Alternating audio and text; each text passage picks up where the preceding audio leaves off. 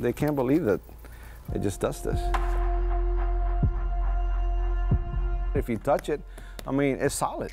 And then all of a sudden it becomes something else. It expands and moves, and it gives you that idea of flexibility, of movement. And that's what I was trying to achieve when I made this, you know.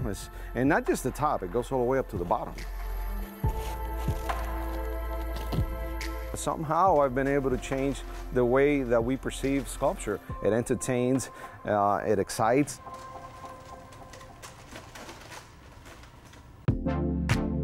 Hi, my name is Felix Semper, and I am an artist.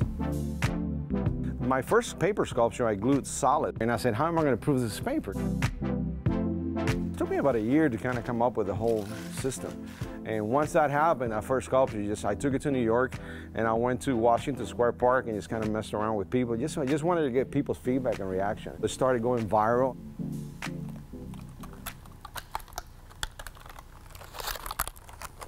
Most of my stuff is recycled paper, and I try to do that as much as I can.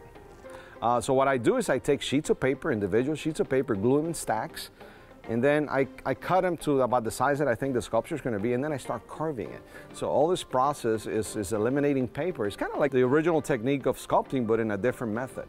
I'm using paper versus you know, stone or any other medium. But the fun part about it is that I paint it and give it the original look. So you really, a lot of times you can't really tell if it's paper or of what we're talking about. I was invited to a dinner, you know, like a wine dinner. And then I brought this bottle with me. And, you know, everybody brought their own bottle and stuff. And so I walk in like that, I say, oh, wow, you got a nice French bottle right there. I say, yeah, it's Bordeaux, man. Here, let me. When this were like that, they were freaking out. They went crazy. Things that are inspire me are things that are around me. I made a Lay's potato chip bags. And then A$AP Rocky bought it.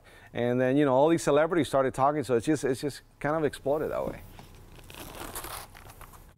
So it involves painting, and it involves sculpture, and it involves performance art, because I take these pieces and I go into the public, I open them and show them what it does. So it becomes a performance art.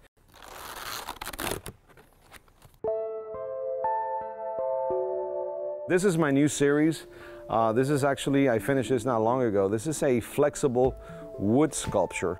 So I said, I'm going to make a wood that I can twist and turn, and it goes in any direction. And then, of course, he has a hat that is flexible.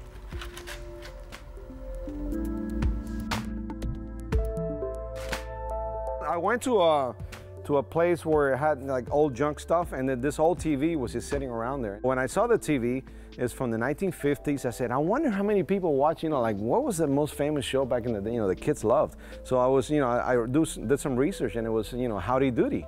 So I said, I bet I can put Howdy Doody in there in black and white, and I want to just kind of bring it, you kind of mix all kinds of mediums together. So I develop a motor and put it inside, and Howdy Doody comes up, remote control, and, you know, he expands.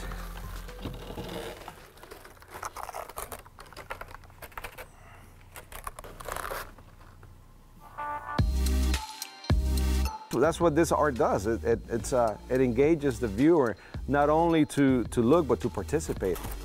You know, it just keeps evolving, and that's the beauty about this art. And I think it expands your mind, because you know, you're looking at an object that is solid, and all of a sudden this object does something else.